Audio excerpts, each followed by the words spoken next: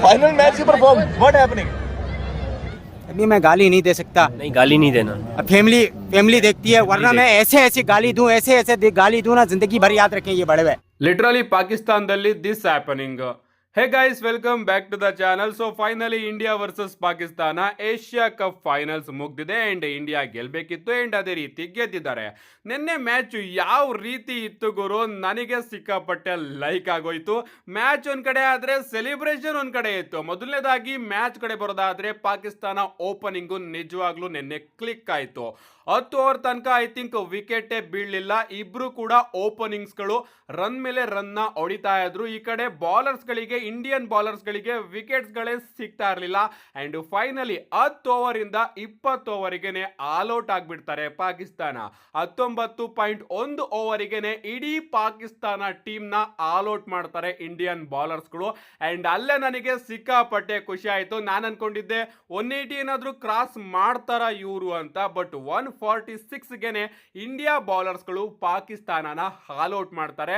ಇದಾದ್ಮೇಲೆ India batting ಸರ್ದಿ ಬರುತ್ತೆ. ನಾನು ಅನ್ಕೊಂಡೆ ಈಸಿ ಗುರು, ಈಸಿಯಾಗಿ ಚೆಚ್ ಬಿಸಾಕ್ಬಿಡ್ತಾರೆ. 146 ಸ್ಕೋರೇ ಅಲ್ಲ, ನಮ್ಮ ಶರ್ಮಾ ಏನಾದ್ರೂ ನಿಂತ್ಕೊಂಡ್ರೆ 5 ಓವರಿಗೆನೆ ಅದನ್ನ ರೀಚ್ ಮಾಡಬಹುದು ಅಂತ ಅನ್ಕೊಂಡಿದ್ದೆ. ಬಟ್ ಸ್ಟಾರ್ಟಿಂಗ್ ಅಲ್ಲೇ ಒಂದು ಆಘಾತ ಸಾಗಿರುತ್ತೆ.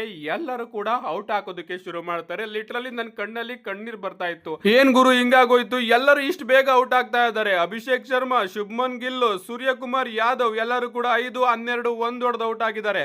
ಪಾಂಡ್ಯನು ಕೂಡ ಇಲ್ಲ ಗುರು ಗೆಲ್ಸೋದಕ್ಕೆ. ಯಾರು ಗೆಲ್ಲಿಸ್ತಾರೆ ಈ ಬಾರಿಯ ಮ್ಯಾಚ್ ವಿನ್ನರ್ ಯಾರು ಆಗ್ತಾರೆ ಅಂತ ನೋಡ್ಕೊಂಡು ಕೂತ್ಕೊಂಡಿದ್ದೆ. ತಿಲಕ್ ವರ್ಮಾ ಹಾಗೆ ಸಂಜು ಸ್ಯಾಮ್ಸನ್ ಅವರ ಒಂದು ಅದ್ಭುತವಾದ ಪಾರ್ಟ್ನರ್ಶಿಪ್ ನಮಗೆ ನೋಡೋದಕ್ಕೆ ಸಿಗುತ್ತೆ. ಅದರಲ್ಲೂ ತಿಲಕ್ ವರ್ಮಾ, ಎಸ್, ವಿರಾಟ್ ಕೊಹ್ಲಿ ಅವರ ಕೆಲಸನ ಇಲ್ಲಿ ನಮ್ಮ ತಿಲಕ್ ವರ್ಮಾ ಅವರು ಮಾಡಿದ್ದಾರೆ. ನಿಜವಾಗ್ಲೂ ಆಡ್ಸ್ ಆಫ್ ನ ಹೊಡಿಲೇಬೇಕು. 53 ಬಾಲಿಗೆ 69 ನಾಟ್ ಔಟ್ ಆಗಿ ಉಳಿದಿದ್ದಾರೆ.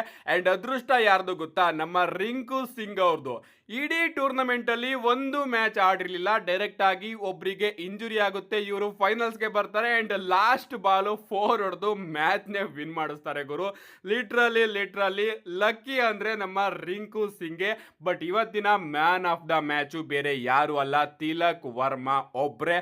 ನಿಜವಾಗ್ಲೂ ನನಗಂತೂ ಅವರ ಪರ್ಫಾರ್ಮೆನ್ಸ್ ಇವತ್ತಿನ ಮ್ಯಾಚ್ ಅಲ್ಲಿ ಸಿಕ್ಕಾಪಟ್ಟೆ ಇಷ್ಟ ಆಯ್ತು. ಇನ್ನ ಮ್ಯಾಚ್ ಎಲ್ಲ ಮುಗಿತ್ತು, ನಾವು ಆಫ್ ಕೋರ್ಸ್ ವಿನ್ ಆಗ್ಬೇಕಾಗಿತ್ತು, ವಿನ್ ಆದ್ವಿ. ಅಂಡ್ ಅದೇ ರೀತಿ ರಿವೆಂಜ್ ಕೂಡ ಕೊಟ್ವಿ ಪಾಕಿಸ್ತಾನಿಗಳ ಸೆಲಿಬ್ರೇಷನ್ಗೆ. ನಮ್ಮ ಬೂಮ್ರಾ ಅವರ ರಿಯಾಕ್ಷನ್ ಇನ್ನೂ ಕೂಡ ಸಖತ್ತಾಗಿತ್ತು. ಮ್ಯಾಚ್ ಎಲ್ಲ ಮುಗಿತು, ಟ್ರೋಫಿ ಕೊಡೋ ಸಂದರ್ಭ ಬಂತು. ಲಿಟ್ರಲಿ ಇಂಡಿಯಾದವರು ಪಾಕಿಸ್ತಾನ ಟೀಮ್ಸ್ ಬಳಿ ಹ್ಯಾಂಡ್ ಶೇಕ್ ನೇ ಕೊಟ್ಟಿಲ್ಲ. ಇನ್ನು ಒಬ್ಬ ಪಾಕಿಸ್ತಾನಿ ಅವನ ಕೈಯಲ್ಲಿ ಟ್ರೋಫಿನ ಇಸ್ಕೋತಾರ. India refuse to take the trophy from Pakistani. ಅವ್ರು ಯಾರೋ ಇದ್ದಾರೆ, ನೇಮ್ನು ಕೂಡ ನನಗೆ ಉಚ್ಚಾರಣೆ ಮಾಡೋದಕ್ಕಾಗ್ತಾ ಇಲ್ಲ. ಅವ್ರ ಕೈಯಿಂದ ಟ್ರೋಫಿನ ತಗೊಳ್ಳೋದಕ್ಕೆ ಇಂಡಿಯಾದವರು ರೆಫ್ಯೂಸ್ ಮಾಡಿದ್ರು. ಆ್ಯಂಡ್ ಆ ವ್ಯಕ್ತಿ ಟ್ರೋಫಿ ತಗೊಂಡು ಹೊರಟೆ ಹೋಗ್ಬಿಟ್ಟ.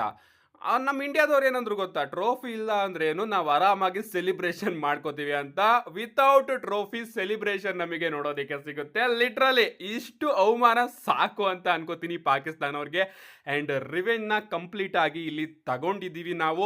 ನನಗಂತೂ ಸಿಕ್ಕಾಪಟ್ಟೆ ಇಷ್ಟ ಆಯಿತು. ಆ್ಯಂಡ್ ಈ ರೀತಿ ರಿವೆಂಜ್ನ ನಾವೆಲ್ಲರೂ ಕೂಡ ಬಯಸಿದ್ವಿ. ಕಂಟಿನ್ಯೂಸ್ ಆಗಿ ಒಂದು ಮ್ಯಾಚ್ನು ಕೂಡ ಸೋಲ್ದಲೆ ಏಷ್ಯಾ ಕಪ್ನ ಗೆಲ್ಲೋದು, ಅದರಲ್ಲೂ ಕೂಡ ಕಂಟಿನ್ಯೂಸ್ ಆಗಿ 3 ಮ್ಯಾಚಲ್ಲಿ ಪಾಕಿಸ್ತಾನದವ್ರನ್ನ ಮಣ್ಣು ಮುಗಿಸೋದಿದೆಯಲ್ಲ, ಇದರಲ್ಲಿರೋ ಮಜಾ ಬೇರೆ ಯಾವುದ್ರಲ್ಲೂ ಇಲ್ಲ.